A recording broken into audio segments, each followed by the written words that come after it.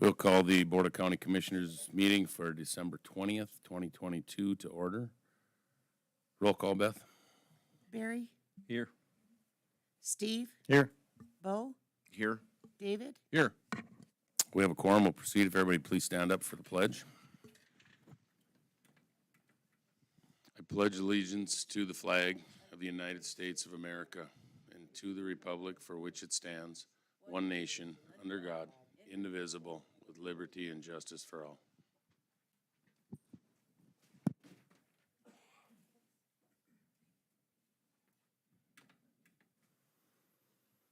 Okay, that brings us to the consent agenda. What are the wishes, gentlemen?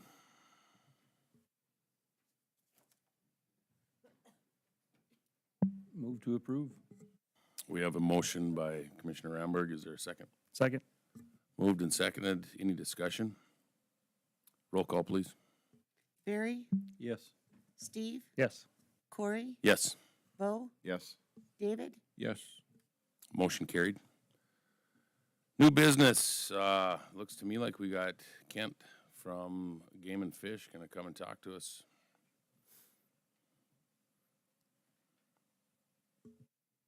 Morning, gentlemen. Morning, Commission. My name's Kent Letchwager. I'm the District Wildlife Resource Supervisor here in Williston, and this is Bill Haas. He's our Assistant Chief of the Wildlife Division out of Bismarck.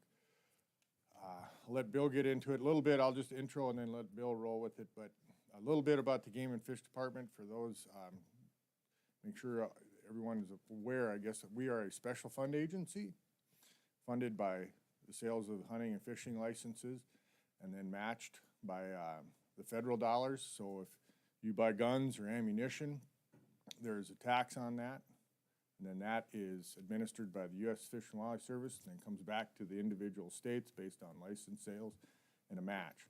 So everything I do on our wildlife management areas, 75% comes from that federal tax, and then the 25% comes from the sales that we match with sales of licenses.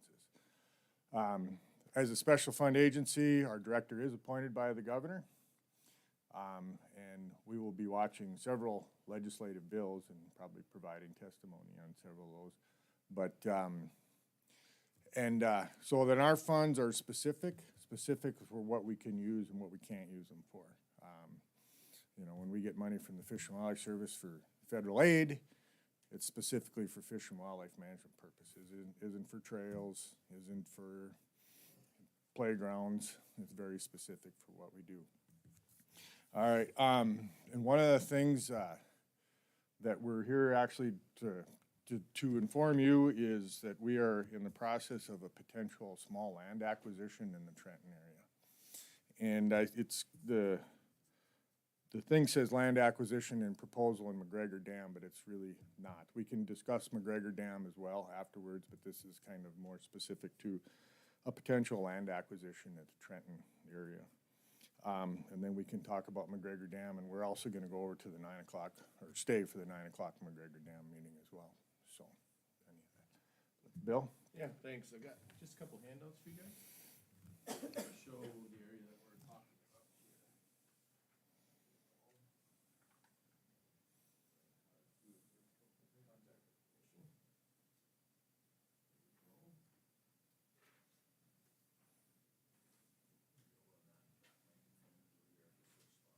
Okay.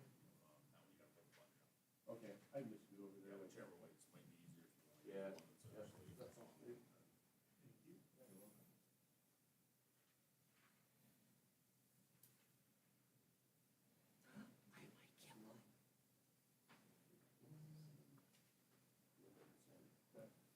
do I get one?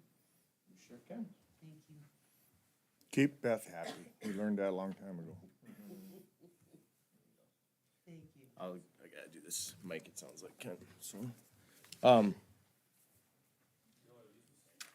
So this is the same area, and if you look at the map, the difference that you'll notice is on the east portion of the potential land purchase, you'll notice that some of that cropland is removed. So on the northeast portion, that area is removed from the map on the one, and then west side of the gravel road, which is primarily cropland. Do you see that difference there? So that over here on the west side and then on the northeast side. And so just kind of giving you a little background of why that is. So when we were contacted by the landowners interested in selling us this property, that was the discussion, is to include everything that's on the map that has the most acreage there. And as we sent notices out and had some feedback in discussions with Ken Jost with the Buford Trenton Irrigation District, they indicated they had a little bit of concern with losing any more irrigation acres. And so we proposed two options. One would be that we would assure that we would keep that in the irrigation district. We'd keep it in crop as long as we could find a renter that would rent the land and farm it. We wouldn't ever remove that from the irrigation district.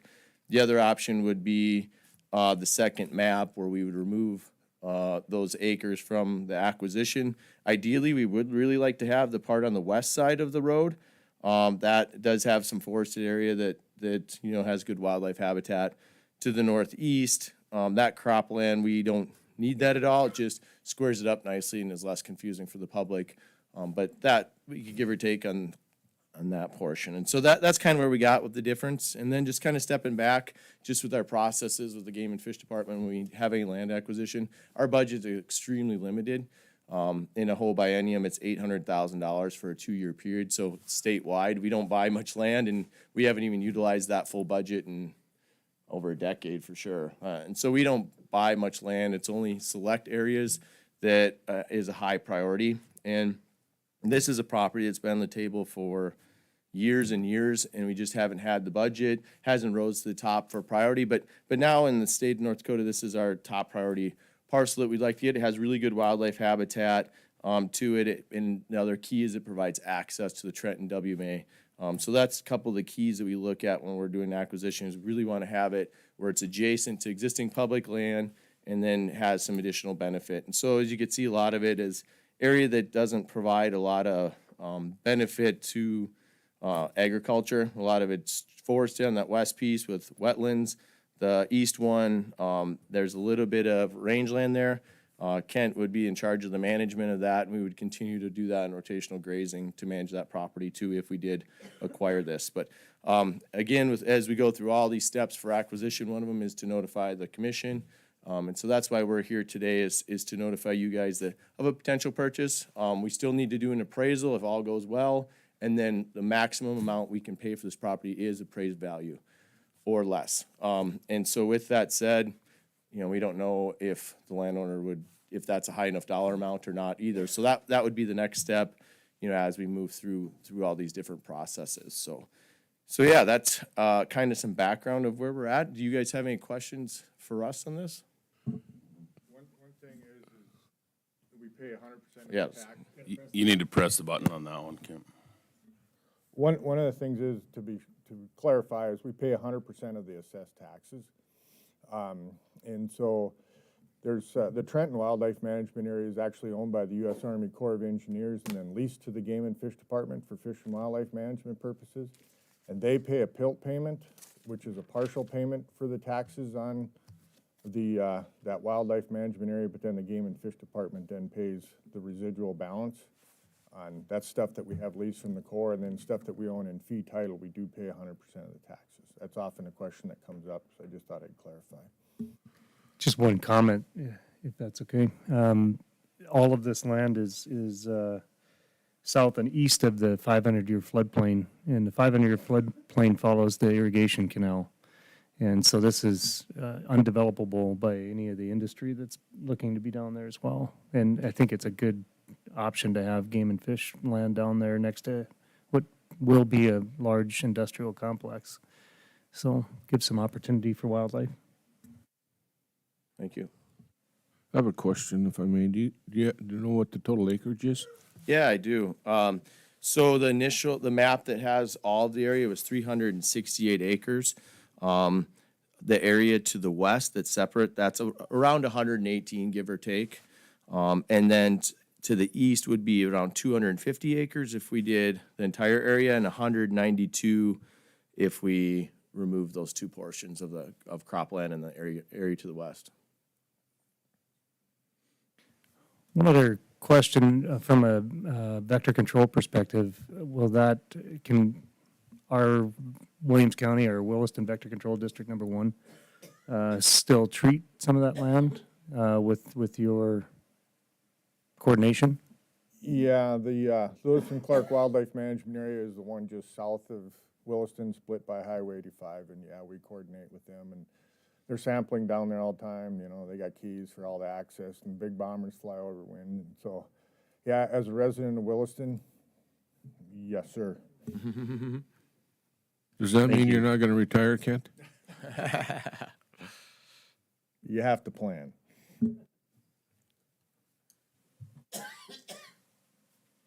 Has anybody else got any questions? Yeah, I have a question, I guess. Just, you're here to notify us, you're not asking us for anything, or?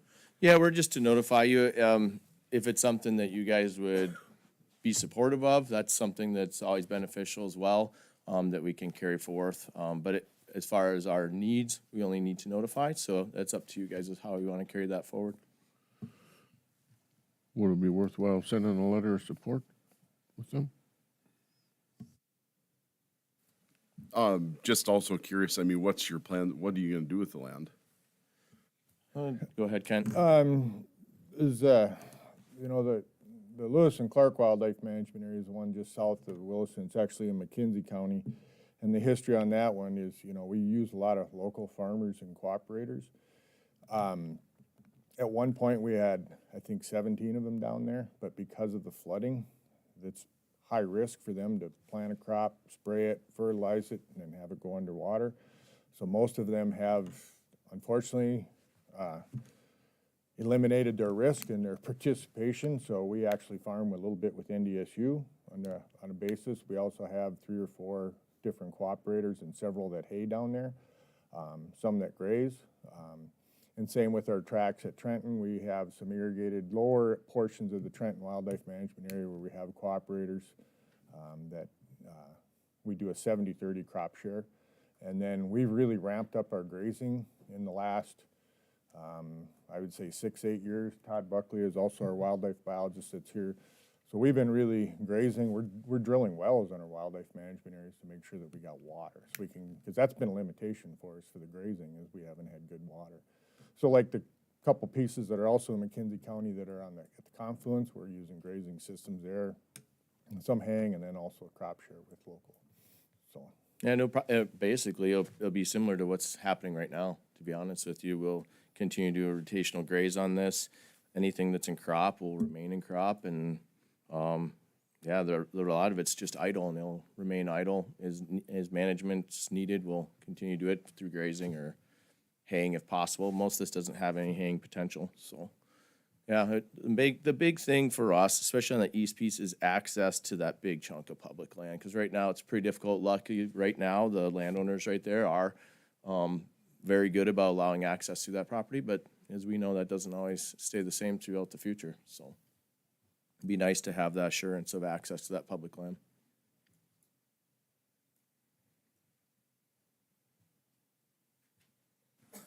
Any other questions? Okay, so I guess we got one of 2 options. We can do a letter of support, or we've been notified, and appreciate the time. What are the wishes of the board? I'd make a motion to put together a letter of support for the purchase of the land. I'll second it. Okay, it's been moved and seconded to put together a letter of support for the purchase of the land. Any preference, which direction, or just a general letter? Either option. I mean, whatever ends up working out best. I don't think we have any. Okay, it's been moved and seconded. Any discussion? No discussion. Roll call, please. Steve, Yes. Corey, Yes. Bo, No. David, Yes. Barry. No. Motion carried. Okay, thank you. Thank you, guys. do you guys want to talk about McGregor Dam or later? Or Park Yeah, I think we should talk about it in park board rather than here, would be better. Okay. That's meets in here at 9. Yep, Okay, thank you, guys. thank you. Okay, we move into unfinished business, Dry Fork, unorganized township, annexation resolution. Who's doing that one?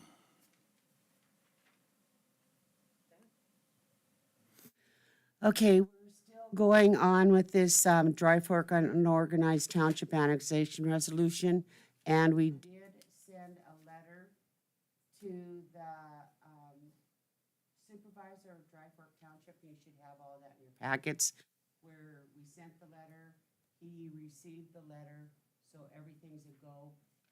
I don't know if he's here.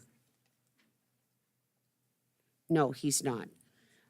So today, since they want to combine with Dry Fork wants to combine with unorganized township, we need to sign, and pass this ordinance. And it's ordinance, number 2022-12-20, an ordinance adding unorganized township, a congressional township to Dry Fork Township, a civil township. So I'll just need a motion for the chairman to sign.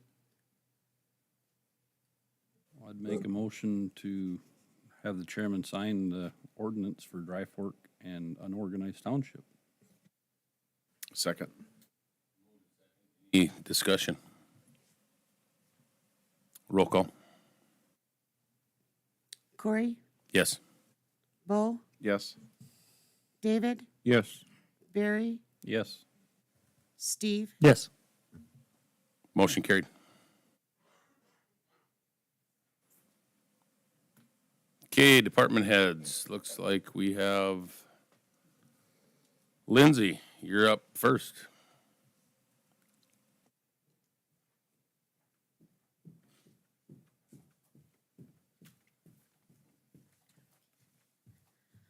Good morning. Okay.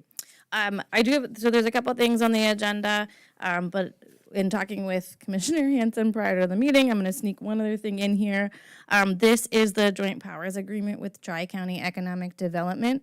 So as we had discussed during budget time, we do an annual contribution to Tri-County Economic Development. This JPA formalizes the authority for the commission to provide them dollars, and then lays out kind of this new structure for funds requests that we're putting forth with doing that formal request for the funds and then providing a little bit of a reporting requirement with their financial statement.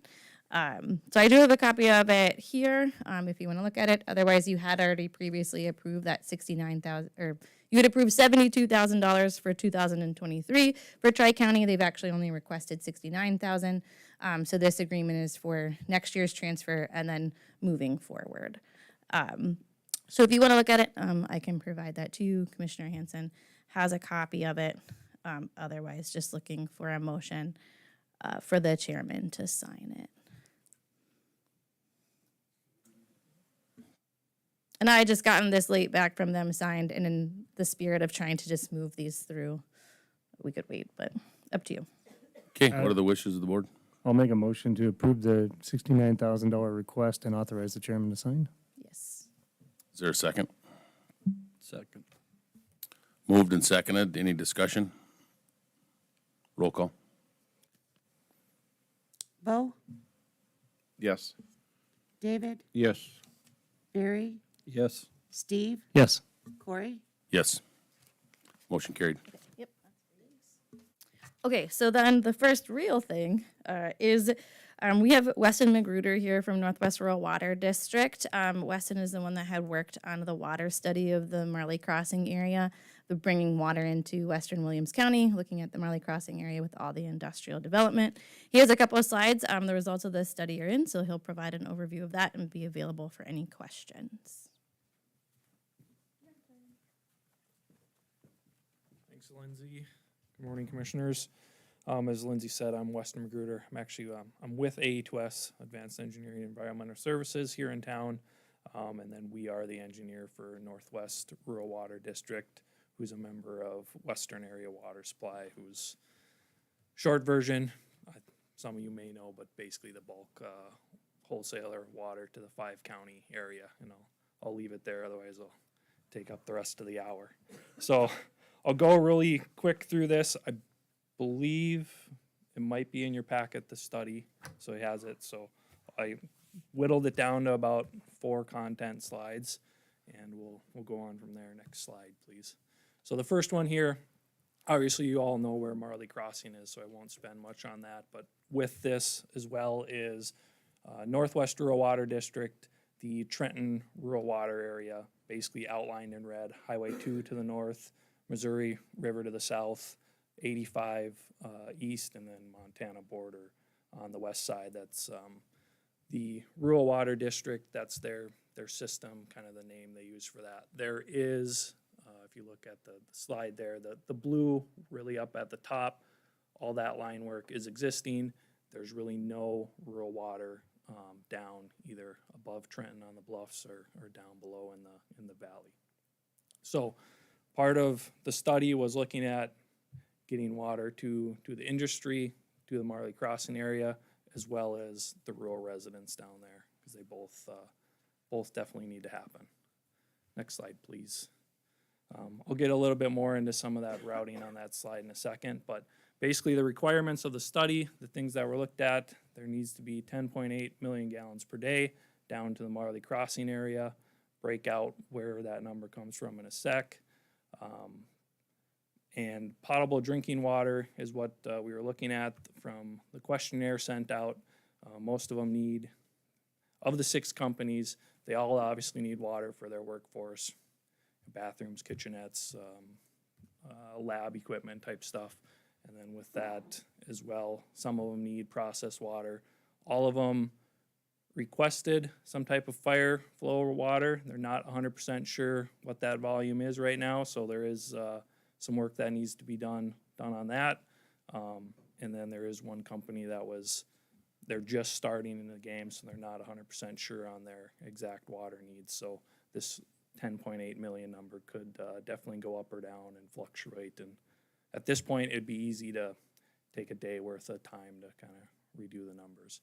And then with that, you also look at, you try to do a 24-hour, a full day's worth of storage is what you try to have for breaks, stuff like that, maintenance. Obviously, 10.8 million gallons of storage is a ton of storage. So half a day's worth of storage is what we'll look at for the requirement, knowing that most of these companies will have on-site storage of some kind on their own. Next slide, please. So this breaks out the water needs. On the rural side, there's about 94 services. Those are broken out into 34 rural residents, farm and ranches down in the area. And then there's a 60 home development that is looking to come in just on the west side of Trenton. Obviously, there's not a lot of large yard lights down there. There's probably a few more, but any and all we can get, we'll be happy to serve them on the rural water side.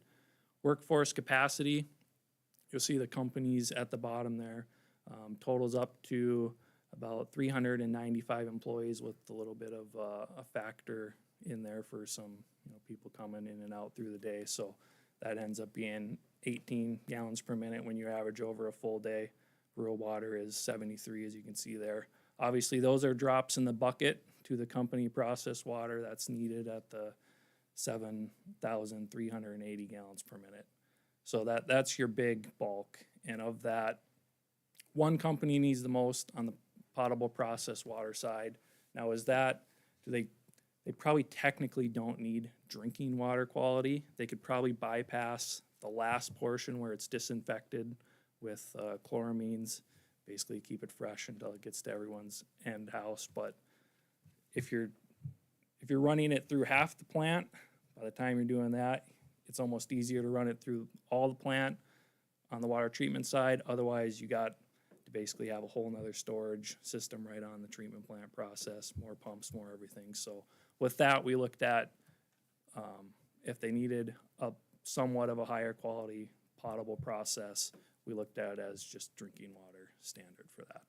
And then one company needed some non-potable process, basically cooling water two of them actually needed that. So as of now, the total for the study that gets us to 10.8 million gallons per day is 7,500 gallons per minute. Add those up, you get just less than that. So that's what we're looking at for a water need. Next slide, please.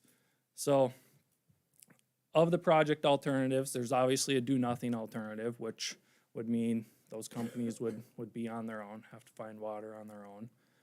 Same with the rural residents down there, that most of them are on the wells, they'd stay that way.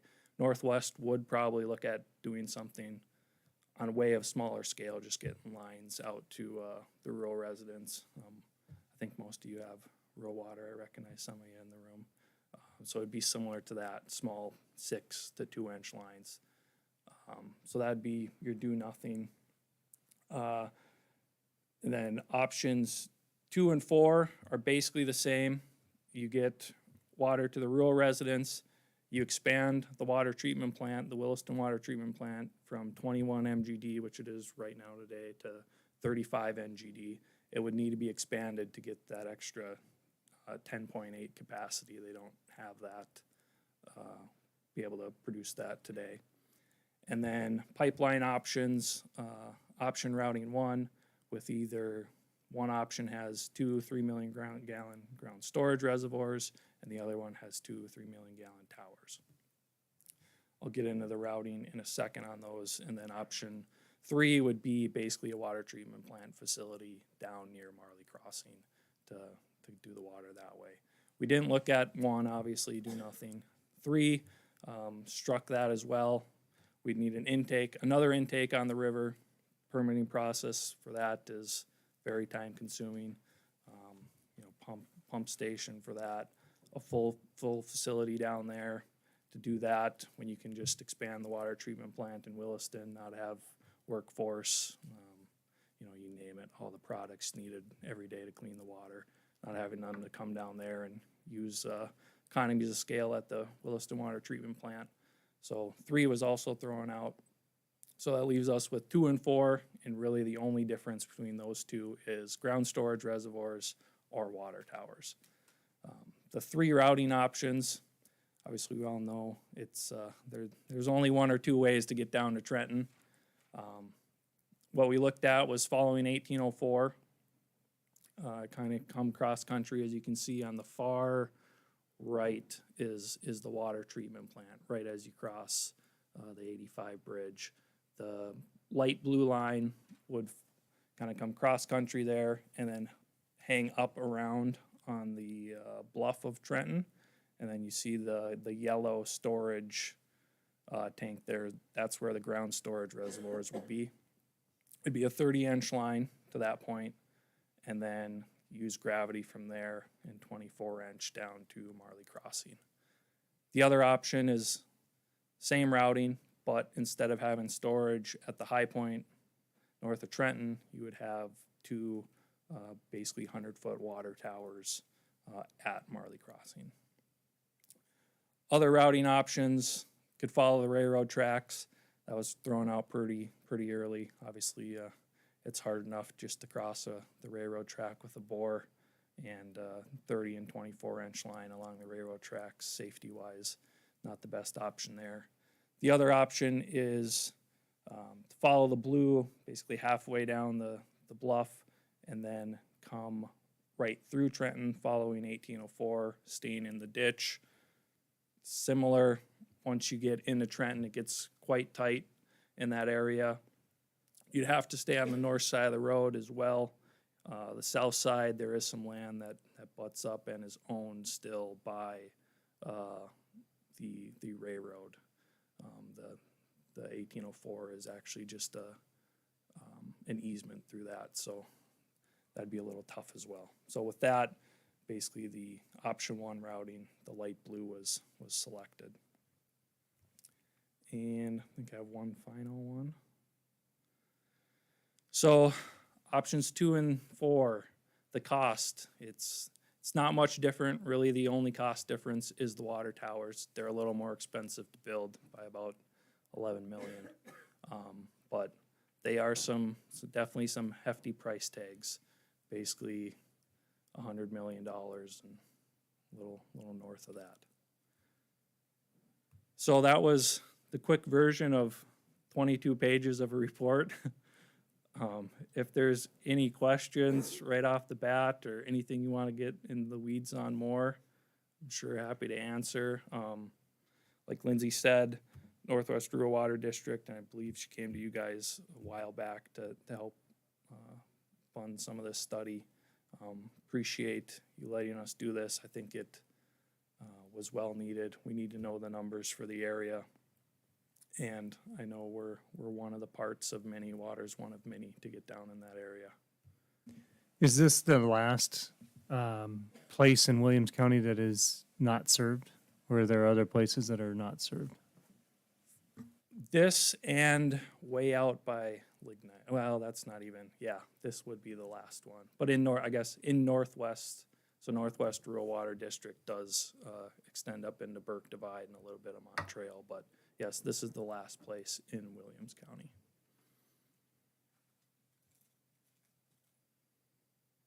So from a end user perspective, the households would finally be served as a part of this, and that was one of the things. There's a complicated relationship with Trenton involved. Would this solve some of those issues that they have down there as well? Hopefully. They are working through that. I know Northwest has a meeting set up with Trenton to try to work through that with the water that's being right now delivered straight from the water treatment plant to them.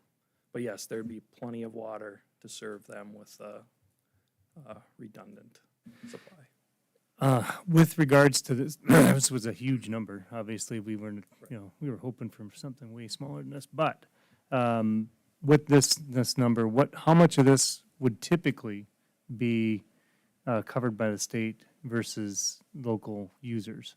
Sure. So the funding question.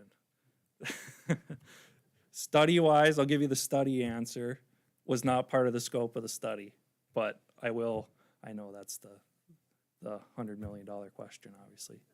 But normally it would be, so there's two parts, about 43 to 45 million of this number is the expansion of the water treatment plant in Williston.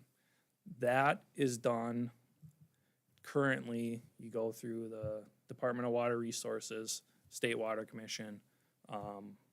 The water treatment plant is considered a municipal, so you got municipal and water. They're both done at a different cost share. Treatment plant is considered municipal, so it's a 40-60 split, 60% state, 40% has to be covered by the local citizens. And then on the rural side, it's 75% covered by the state, 25% by the local entity. So I guess the easy number is probably somewhere in about 65%. You can do the kind of the easy math on that. So it's a little bit of both, but you're looking at what, 100 million, So about, 43 million of this is you have to expand the water treatment plant right. at just to service this project? It would service this as well. So the water treatment plant, the design for the expansion has been completed. Now it's, when is it needed is the question. Usually that's by just population growth throughout the system. Right now that's looking, we're redoing the numbers currently, so I'm gonna get a little bit ahead of myself, but it probably won't need to be expanded for another 5 years, probably right around, it's not 20 down the road, but within the next, by 2030, it will definitely probably need to be expanded, Regardless of this project. regardless of this project. And doesn't it hit max capacity in the summertime? It does. There is some days in the summer where they'll hit the 21 million gallons per day. And that, basically what you do when you hit that is you use all the storage throughout the system to level out the days. We'll hit it for 1 or 2 days in a row, but there's enough storage in the system to level that out and make it through those times. So would it be fair to say that in 5 6, 7 years, this would be a more expensive proposition. That's for sure, yes, as we know, everything's going up. So all we need to do is convince the legislature to pick up the other 45%. Yeah, so right now, you know, that, to do it right now, about 45% would be on the citizens' backs for something that, Or 35% maybe, I think. Because you said 65%, yeah, 65, yeah. 35. Yeah. so would that be something they would want to basically cost share in and pay for now? I don't think the WAS and the member entities of that would want to pay for that, because part of the supply treatment, that fund, so 43 million would get paid for by the debt on that would also get paid for anyone in McKenzie County. That's part of McKenzie County Water Resource District that gets water from them. Anyone in R&T Water Supply District, they all share in the cost of a plant upgrade. So there's a lot of talk at the legislature and at the governor's office on how to look at projects that are more of these industrial type and pay for the infrastructure. That could be another funding bucket at the State Water Commission. That would probably be the easiest method. Another method would be something through the Commerce Department and just a straight earmark for a project. There's definitely a lot of discussion. The governor knows about Marley Crossing. You guys all know that. So it's, I think it'll be at the top of the list at the legislature in a couple weeks. It would be illogical to think that they'll cover 100% of it. Obviously, there's going to be benefit from regular population base to not have to pay for this expansion. So I'm sure there'd be some participate. It'd be realistic to consider that the fact that we'll have to participate as end users at some level. Right. But it would be, in our, I mean, my personal opinion would be it'd be irresponsible to dump this entire load on the end users with the possibility that there may be this much utilization right away. But Commerce did a great job, and the governor did a great job of bringing these companies here. And now we just got to figure out how to supply them with the things they need, utilities they need, and specifically water. So this is hopefully legislatively helped out with. That would be our wish, is that the governor and/or legislature will help participate a little extra, since they helped bring these companies here in the first place. So Is I guess the $10.5 million engineering fee, is that pretty well standard, like 10.3% of a total project? You're usually around, all in, around that 10 to 12%. You got, design is usually, these numbers are obviously, normally you don't do a $100 million project every single day. Usually they're around, that 1 to 3 on the rural side, but usually around 6 to 7% for the front end design through bidding. And then it's actually even a little more. It's usually 10 to 12% on the construction phase services. So economies of scale are helping a little bit on this one, even from that standpoint. Commissioner Anderson, I think That seems like that's a lot. it's pretty consistent in our projects as well. 10%. Attorneys and engineers always get paid, and upfront.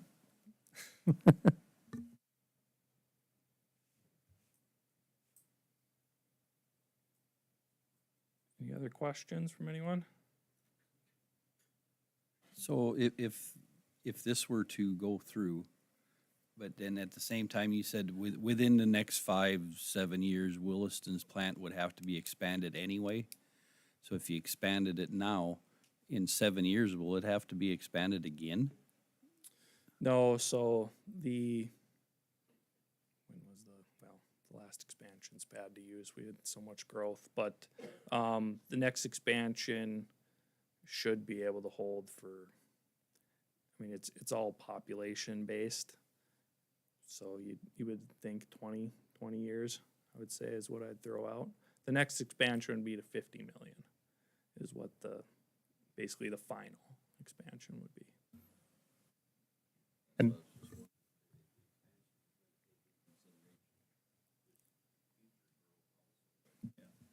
Yeah, there's future growth in that first expansion above. It'd be 14 million, so you'd have, basically have 4 million additional to play with. And like today, during winter, take out the industrial that they sell, they're probably making like maybe 7 million gallons a day through the winter months.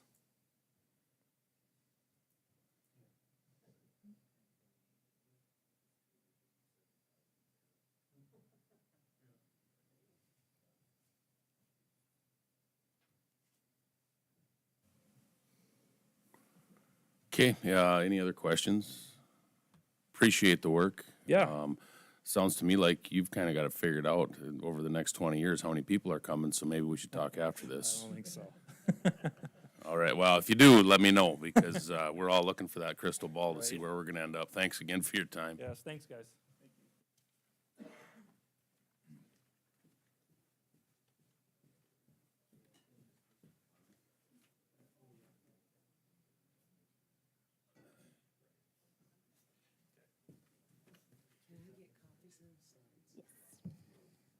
And just one quick thing to add to that, in context of the water treatment plant expansion, my understanding is it's actually it's a 2-year construction project. So if you think about the timeline of a 5 to 7 year expansion need, and then it takes 2 years to construct it anyway, which probably could be elongated based on today's supply chain, there's a weird timing element to kind of expect too, so. so we need to push them to get this done as quickly as possible in order to meet the needs of some of the industry people that want to build down there. Well, and the key part too is the residential part. So folks who want to be on rural water, but also in terms of housing, really any hope of expanding housing developments outside of, like, to the west of the city of Williston, to the west of Trenton, as there are more industries that come in, water needs, that's our county requirement, that water is available. And so that's kind of a key piece if we think of this holistically in terms of where people might live and things like that, so. But yeah, I mean, industry would be the key kind of needle mover on this. Okay, so thanks to Weston. Okay, so now on the agenda is the 2023 grant programs. So during the budget time, we had talked about putting together the formal grant programs, namely for behavioral health, bringing that back. We had originally done that in 2021. The tourism grant program, doing that again, and then creating a new grant program to be able to grant funds out into the community. And so that community grant program then is broken into 2 sub-programs, a project assistance grants and then matching grants. So in your packet, I provided kind of an overview summary. I'm just gonna hit some highlights, and then it's up to you how much you wanted to discuss into detail for some of these things. To preface this as well, my intention today is to provide you with this information for your consideration. If you feel so inclined, you sure can approve it today. Otherwise, I'd mostly just be looking to do that at the first meeting in January, or even the second meeting in January, depending on any changes you want to have, or any additional time you want to think about it, or questions you might have. So again, the 3 main programs being that tourism grant fund, that is from the visitor promotion fund. So those are the 2 different hospitality taxes that we've been collecting since January of 2020. And those are divided into 2 different programs, the capital grants, which is for building things, buying things, and then for events and advertising grants. In the 2023 budget, you had approved $75,000 for those grants. The suggestion is to increase that to $80,000, just to bring in the unrealized grant funds from last year. One of the awards wasn't claimed, and so you have additional $5,000 there. And then one of the big changes that I would suggest for the tourism grant program is to expand eligibility to include folks in the city of Tioga. Essentially, we've been collecting increased revenue on the 1% side of the hospitality tax. That really, the funds are there, that 1% tax is collected in the city of Tioga. So just a thought on expanding that eligibility. And then the review process would stay the same. So an ask for today would be to appoint a commissioner to sit again on that review committee. Any questions on the tourism grant program? You guys have any questions for Lindsay? Okay. Do you want us to appoint somebody right now, or do you want to wait till Let's- the end? If we want to go per program, that would maybe be easier. Well, just so I we don't forget. think there was somebody that already did this.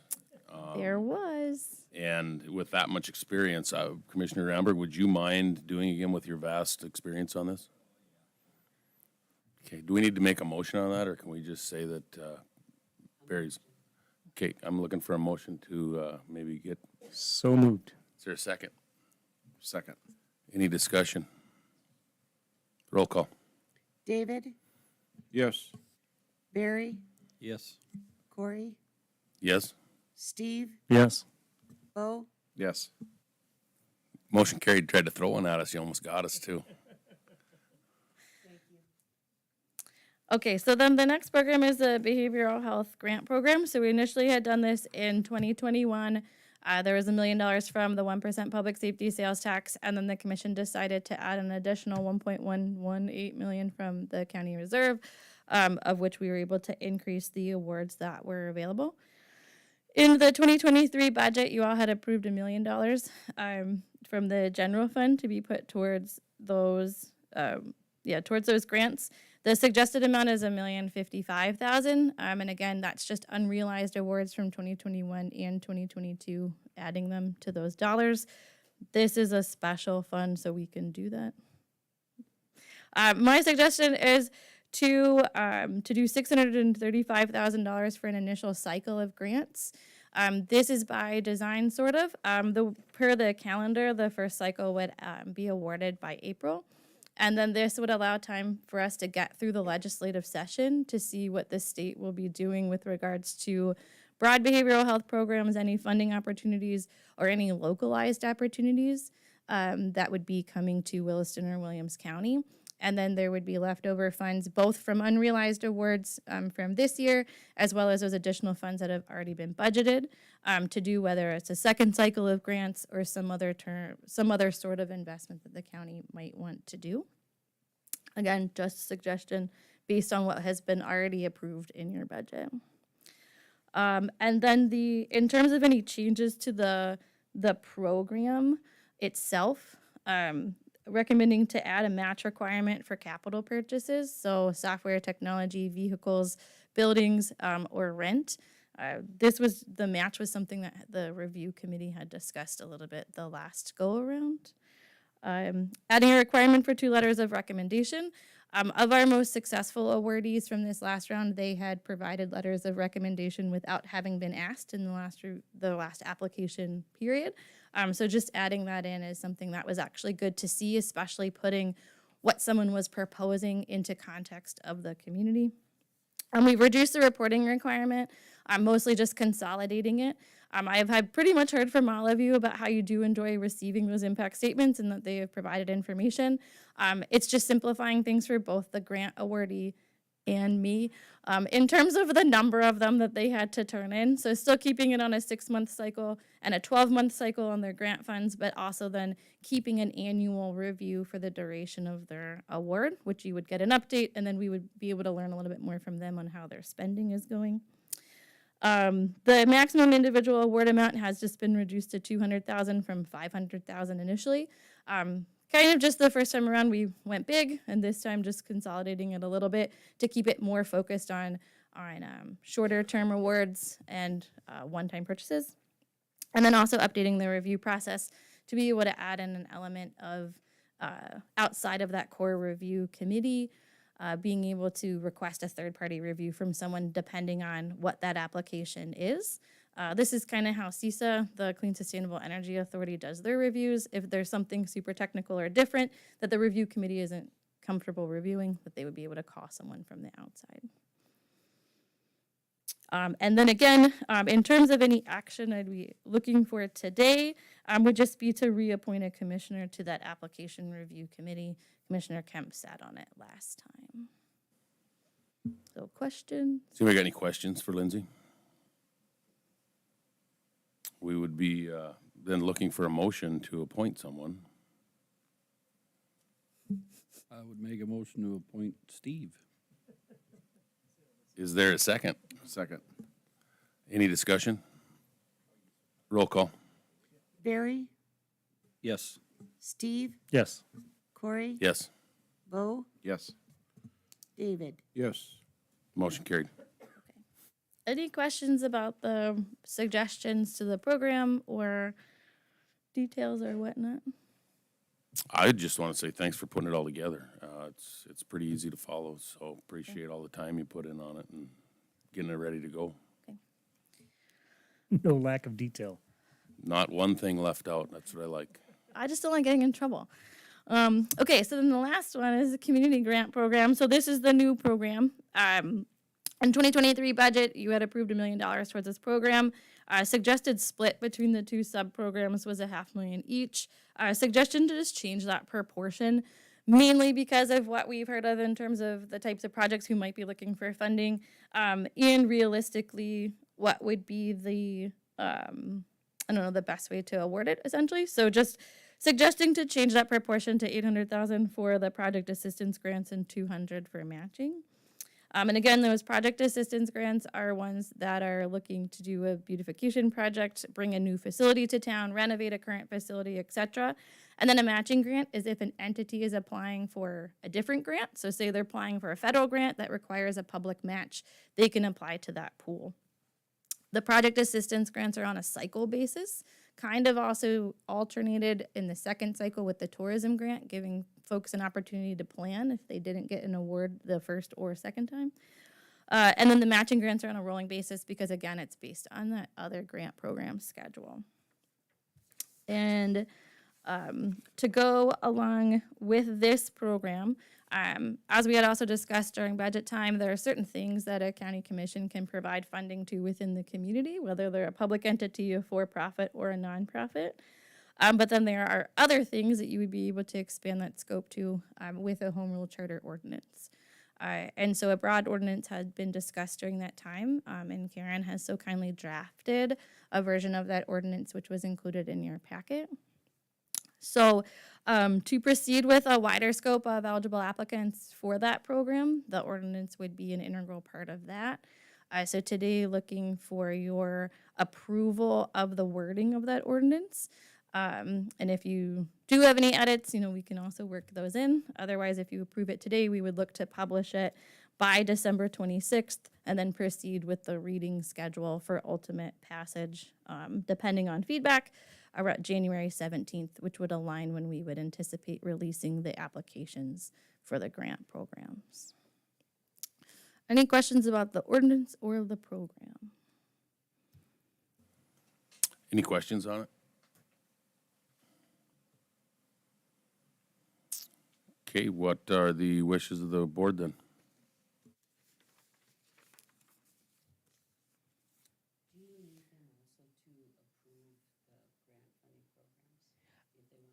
If you want to do it today, you can. Otherwise, there's no pressure to do so. We can do it in January. And you want a holistic approval, all of the above? I think no. If you want to approve it an individual one that you think is good to go now, you sure could do that. If you think there's more that needs time. I would like to make a motion to approve all of the above grant options as presented. And the ordinance. And the wording of the ordinance. And the wording of the ordinance. Is there a second? Second. Moved and second. Any discussion? So is this considered the first reading of the ordinance then, or when would that come? The next meeting? So we would publish it on December the 26th. And then the first reading, we would actually do at your December 29th meeting, the end of the year meeting. And then the second reading and adoption of ordinance would be January 17th.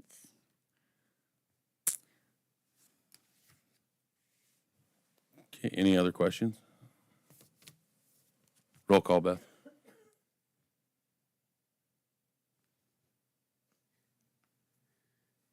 Corey, Yes. Bo, Yes. David, Yes. Barry, Yes. Steve. Yes. Motion carried.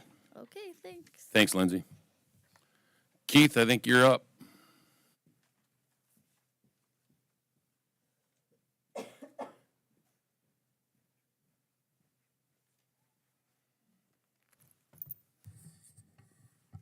Morning, Commissioners. So I have a grant proposal from the court system this morning. Carolyn Probst put it together. All I did was get the numbers for the modifications to the building for her. She put the grant together, and if you have questions, I believe she is on the phone. It would be to increase the jury room on the third floor, basically take out the wall between the jury room and Judge Johnson's room, and then there's another small office, kind of back by Judge Shuey's office. That would be, a wall would be taken out to kind of increase that office. And then she has in there also new attorney chairs and shelving for the storage room is what she is looking for grant, or.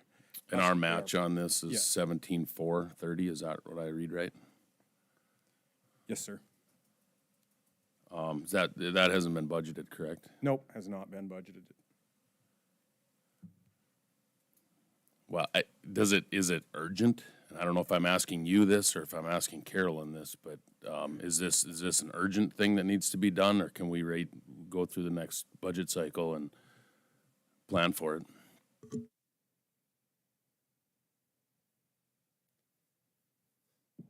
Can you hear me okay, Commissioners? Yes.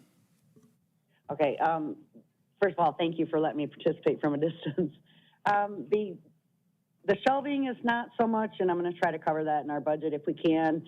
And the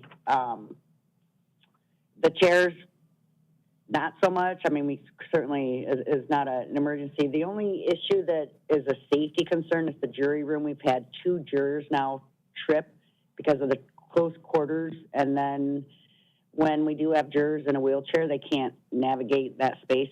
It's pretty tight. Both jury rooms are. So we figured if we could expand the one jury room by moving Judge Johnson into the other, creating a chambers for him, that would at least give more space for movement and accessibility.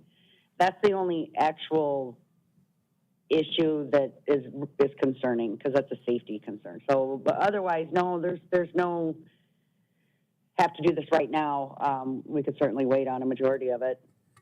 And I do want to point out too, if that's okay, that even if you get approved for the grant, you don't have to move forward. So we could submit it and see what happens. They usually make a decision end of January. And then if you were approved for any of those funds, you wouldn't actually have to accept them.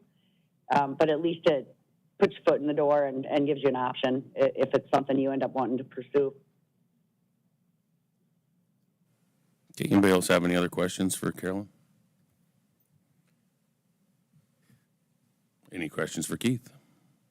I guess the one comment I would make is that, I guess if we did have a juror with wheelchair access, we could use the first floor, that big conference room, if there was somebody in a wheelchair.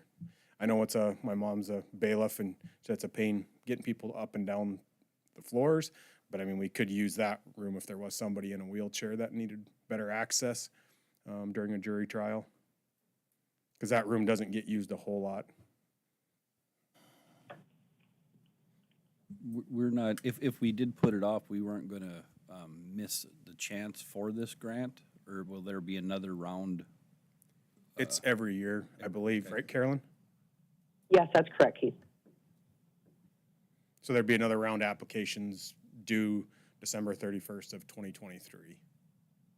When would we find out if this was awarded? Last year, it was by the end of January, we got our letter back, because we did a couple doors last year in the clerk of court's office, and I think we got approval by the end of January. So we can approve this, and if we get approved, we can still say, well, we just don't want to spend the money? That's correct.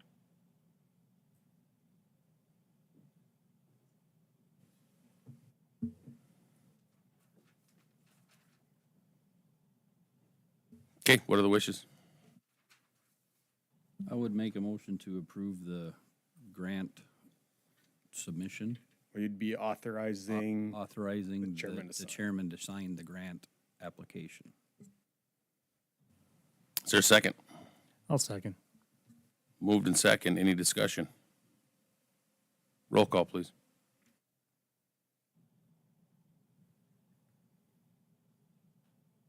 Bo, Yes. David, Yes. Barry, Yes. Steve, Yes. Corey, Yes. Motion carried. thank you, fellas. Okay, any department heads that I missed? Helen, you're up.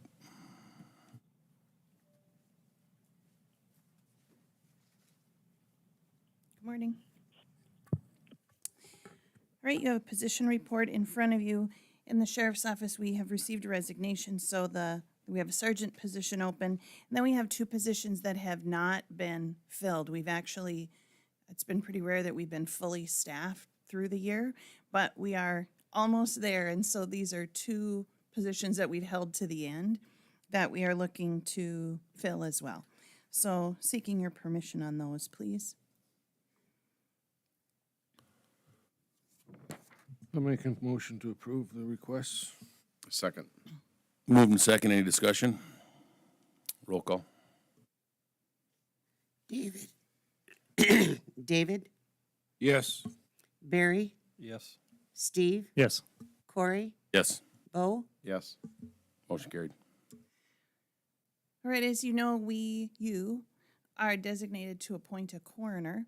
It is a term of 5 years, and the term ends on 12/31 of 2022. We do have I have correspondence from Seth Coughlin, who's currently serving as the coroner. He is not going to continue in that role, and so I would ask that you appoint Kurt Beatty, who is of the Fulkerson Funeral Home, to take up the role of coroner, and that would be effective 1/1 of 23.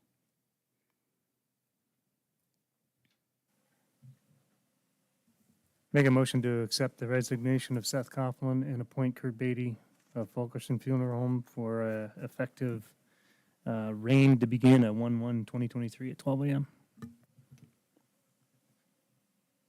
Second. Moved and seconded. Any discussion? Roll call. Barry, Yes. Steve, Yes. Corey, Yes. Bo, Yes. David, Yes. Motion carried. Just a quick update, we're working through the health unit and the water resource board positions. Water resource ended up canceling last week because of the bad weather. And Javane and I are trying to sort out with Karen exactly how many seats we're supposed to have. And so I'll bring this to you potentially on the 29th. I'll have health unit figured out. And then one last thing, just so that we can take care of some things cleanly here at the end of the year.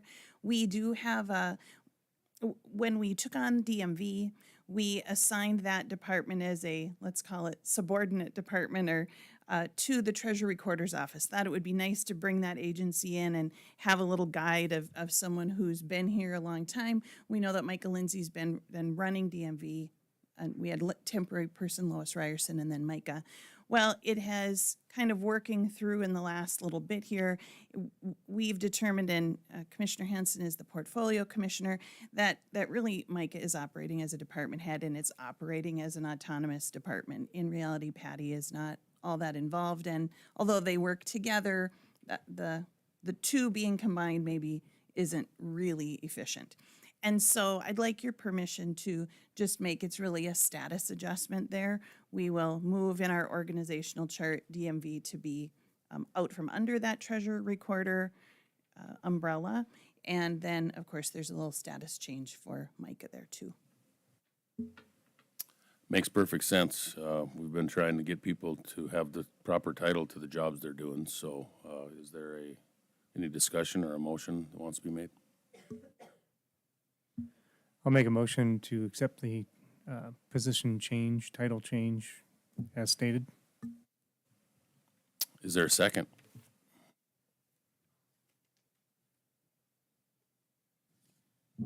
Second. Any discussion? Is that motion gonna appoint, or a portfolio commission to that position too? I already, it is in my portfolio. The DMV is in my portfolio already. Yeah, I would, for the record, I would adjust my motion to reflect that Corey remained as the portfolio. Hey, if somebody wants to jump in, I'm all for it. Okay, you good with the, I am good with that. all right, any other discussion? Roll call. Steve, Yes. Corey, Yes. Bo, Yes. David, Yes. Barry, Yes. Motion carried. Thank you.